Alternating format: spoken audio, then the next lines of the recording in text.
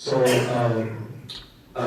now I want to kind of turn into the open Q&A session. I'm sure a lot of people in the audience that you're ready to ask questions. And also, if anyone want to, about waters, we have waters on both sides, and go ahead and keep the water you want. So now I want to turn into the Q&A session. Anyone has questions, specific, or, all right, I'm going to start passing on the microphone. Hi, I was wondering, the kids that are joining as part of the lawsuit, is there any concern of retaliation since they will be applying for colleges? Yes, so we have thought carefully about that. So we are in the process of entering into what's called a protective order in the case, which means none of the information about them will be known. And we are still negotiating this with Harvard, but our position is we are asking for, and we believe we will get, what is called an attorney's eyes only protective order, which means the attorneys will know the names and the information about the students, but the school officials will not. They will be told general things about the students, but not the students' names for this very reason, that we don't want the schools to discriminate against the students in the application process. We're still negotiating it, but I'm highly confident it will work out that way. Okay, thank you. I was just wondering, at this point in time, are you guys only addressing, like, in the court, are you guys only addressing the fact that the system is flawed, or are you guys, like, proposing a new way to make admissions more equal? Is there any plan yet? Well, here's what the overall, I'm going to stand up because I'm so short. Here's what the overall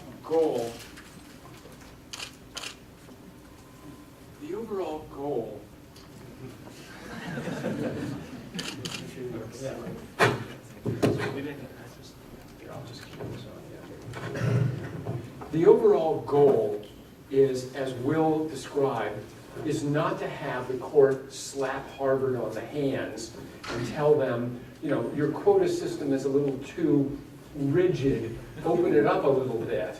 The overall goal is to have the court enter into an opinion that once and for all eliminates a university's ability to raise the bar for you if you're a certain race or ethnicity, or lower the bar for you if you're a certain race or ethnicity.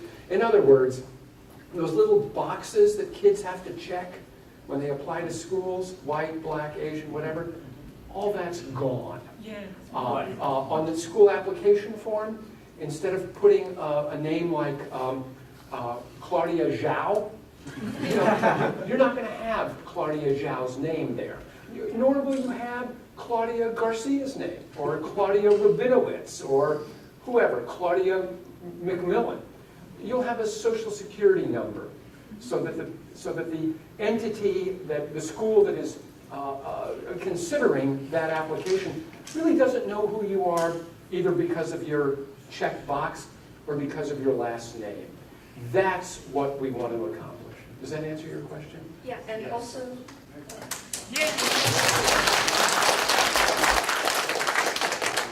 I just wanted to address something that Professor Hugh mentioned in his talk. He said how the graduation rate for African American students is like one way to prove how making admissions like colorblind would be better for other minorities. Do you guys have any more statistics like regarding that? There are a lot of studies that have been done on this. It's referred to as the cascading effect. So if a student is admitted to a college that is too competitive for them, as they were saying, they end up dropping out of their chosen major or dropping out of that school. And that happens at every level, right? So if you should be going to, Harvard, but you're not, or you should be going to one school, you're going to Harvard, at each level, there's suffering because of this. And you see this in law schools. There's a lot of statistics in law schools with bar passage rates. So this is getting a little bit far field, but some law schools teach to the bar exam. They want to educate their students so they can pass the bar exam. Some law schools, like Harvard, don't worry about that. because they assume their students know how to study for the bar exam and pass it. Well, if you're admitting students to Harvard Law School who need remedial assistance in passing the bar exam and they're not getting it, they're not going to pass the bar. And so what you see are minority students spending an inordinate amount of money to go to these prestigious law schools that are admitting them when they shouldn't. They're not getting the preparation they need, they're not passing the bar exam, and they're not going into the field of law. Now, I suspect medicine probably has a similar effect. So it is really it really is troubling, I think. And what it tells you is, and this is what I think the fundamental point is, the schools aren't interested in the success or failure of their students, or in what kind of life they have beyond the school. They just want to portray a certain image of themselves for themselves. And that really is cynical. You know, I think it's really bad. I can add some comments. When I was writing my book, I look at STEM education. Some minority groups, they have high rate of failure, switching, initially getting to STEM education, science and engineering. In a couple of years, they switch to liberal arts or other places. That report I not say is really due to this kind of like a policy, race-based policy, but it can have some reason on that, and because some minority groups, the rate of dropping off from STEM education is much, much higher. I think there is a question on the back. John? Hi, Ed, and Will, thank you very much for doing this for all of us. I just have one question. Earlier, you mentioned there was an organization you encouraged us to join, but I forgot the name already. So and maybe the organizer can send a later. Yeah, everybody take out your smartphones. Let's write this down. It's studentsforfairadmissions.org. Studentsforfairadmissions.org. Very simple website, although it costs a lot of money to design it. I encourage you to post the link to your Facebook pages and send it to friends and family. And it would be wonderful if over the next couple of weeks we went from about 400 members maybe up to 600 or 700 members. That would be a wonderful outcome from our trip to California. Yeah, so folks, so you see the code put up on the wall, and that's the WeChat group that you can join. Just scan it on your phone, and yeah, so it's a group that formed for this event, and we can spread out more information. Anyone, like what website or what action. All right. Hi, my name is Jin Yan. I'm one of the SVCA committee member. So this morning we had a very good lunch with Ed and Will. So one of the issues I raised to Will, I spoke with Will regarding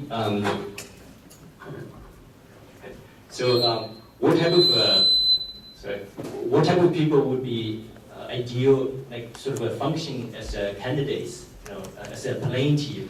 And then Will said that we need to have